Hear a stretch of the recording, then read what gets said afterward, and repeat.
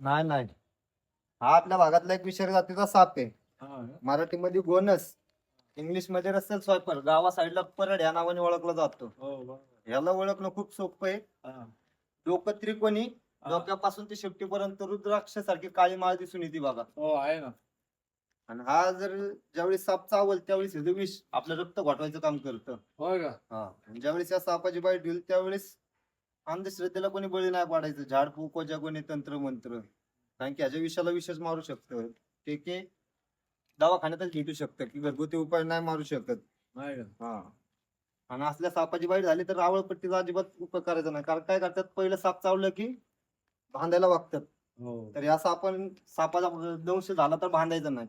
कारण तुम्ही जिथं बांधन तेवढं तुमचा अवयव कट होणार, जर तुमचा इलाज जरी झाला तरी. आणि हा साप कमीत कमी 3 ते 5 फूट जंप करून चावू शकतो.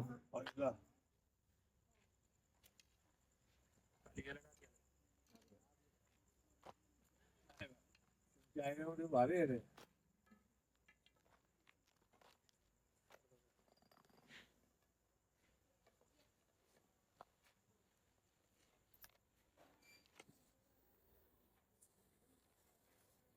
कुठं जाणार नाही. याला आपण फॉरेस्ट मध्ये जंगलात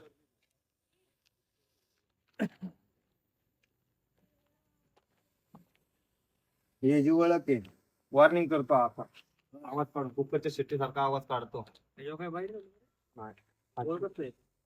आणि ज्याला प्रशिक्षण नसतं पकडायचं, तो आजगरमुळे पकडायला जातो, तेव्हाच चावतो. आणि आजगराचा पॅटर्न आणि ह्याचा पॅटर्न वेगळा आहे. म्हणून दिसायला जाडजुडच असतो आपण. आजगर म्हणून माणसं फसतात त्याला आणि पकडायला जातात लय जण. त्यावेळेस आपली बाईटची केसेस जास्त आहेत ह्या सापाचीच. हो, नागापेक्षा 5 पट विषारी. त्याच्यामुळे त्याच्या जवळच जायचं नाही. चावलं की आता बघितलं तुम्ही काय हालत झाली. अहो, आखी स्किन अशी सडते तो डायरेक्ट. बसलेला का तसा? तुम्ही जर जवळ गेले असते, तुमच्या पायाचं व्हायब्रेशन झालं असतं डायरेक्ट. त्याच्या जर तुम्ही जवळ जेवढं त्याच्या स्ट्राईक रेंज मध्ये जाणार ना, तो डायरेक्ट दंश करणार. जर तुम्ही लांबून लक्ष ठेवलं ना, तो अजिबात तुम्हाला काय नाही करणार.